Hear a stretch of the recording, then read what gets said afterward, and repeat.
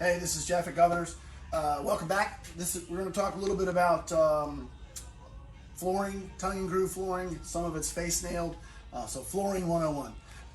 The stuff on this wall here actually is freshly milled, old growth heart pine beams that have been cut into perfect tongue and groove floor by one of our vendors. And so what we really want to talk about is the difference in how lumber and flooring in particular is measured. It's not by the square foot, it's by the board foot. And a lot of people don't have any idea really what that means. A square foot is 12 by 12. A board foot is 12 by 12 by 1 inch thick.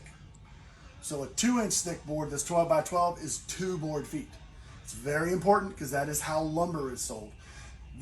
Where we do it here by the square foot, we have already factored all that in.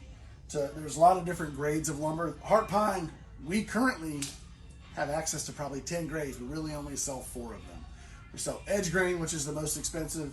Then there's select grain, number 1 and number 2. And the edge grain is all perfectly vertical. The grain's really tight. It's super hard. It's the most beautiful. It is also the most rare and the most expensive. Number 2 generally has some holes in it. It'll have knots. It's still beautiful. It's just not as perfect and polished as edge grain, and it is about half as expensive. So the wider the board, the more it costs. So the little 3-inch wide boards by the square foot are a whole lot less expensive than say a 12 or a 15, because it took a huge tree to get a 15-inch wide board, and there's not that many of them.